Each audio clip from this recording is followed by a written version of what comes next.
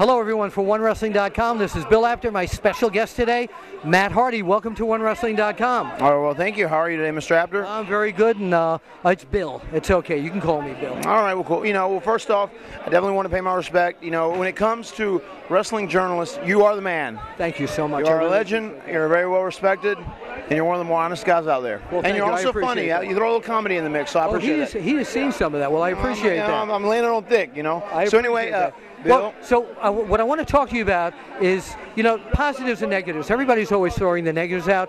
Everybody said you were trying to get out of your WWE contract. Look in the camera. Tell the fans now. Shoot from the hip. What was the deal with you with the WWE? You had a great career there. Yeah, and I don't have anything against the WWE, and who knows if I may very well end up in the WWE again. You never know. And especially in this business, I hate it when guys say never, because in this business you can never say never. But what I did need was time off. I'd had a lot of injuries over the last year and a half to 2 years, and I think people can tell that have seen me recently. It's been a huge change in my body just because I've been able to sleep, I've been able to eat, I've been able to train, and I've been able to do the things that I've needed to do to remedy my injuries. But with WWE, I needed time off, I needed time away, and I didn't need to get out of my contract. And I don't think they actually wanted to let me out of my contract, and I had to kind of jump through some hoops. Yeah, some people thought you used some unscrupulous methods to do that with on Twitter and Facebook, etc. What do you say to those critics? It's funny because it really doesn't bother me, one way or the other. Because the thing is, I ended up taking care of business with them, and at the end of the day, I was fine with WWE. And as long as I'm fine with them, I don't care what people say judging, because I've realized you can never, ever make everybody happy.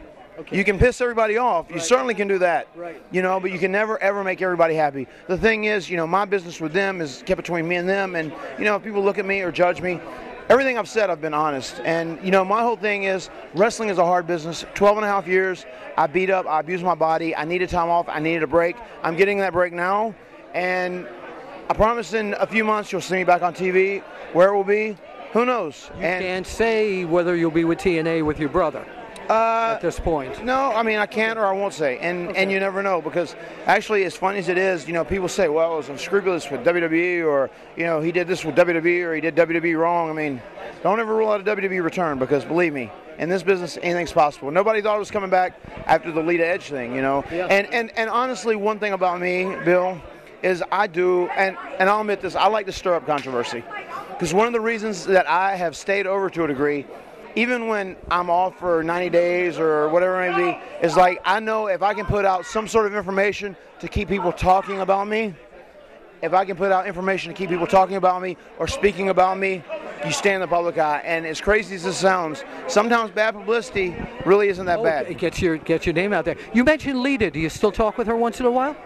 Once in a while. Very, very rarely, though. Okay, all right. It has been a while. What about, let's talk the positives of the WWE. What were, again, everybody says, oh, you left because of this, you left because of that, but you had a multi-year career there. What was the best part of it? Just fulfilling a childhood dream, first and foremost. Myself and Jeff, our dream was to one day be World Tag Team Champions. And we did that 7 times over. Yeah. And then we both held several single styles. We both had amazing runs. It's funny, I was talking to Demolition last weekend, to Barry Darsow. Yes. And he was like, wow, you had an amazing career. How long were you there? I said, 12 and a half years. And he's like, do you know how few guys actually get to be there that long? And the thing that is sometimes annoying with fans is they go, well, if you weren't the World Heavyweight Champion for, 10 of those years, then you didn't do good. No, because at the end of the day, wrestling is a business. Sure. Do you want to do good? Sure. And do you want to be the champ? Of course you do.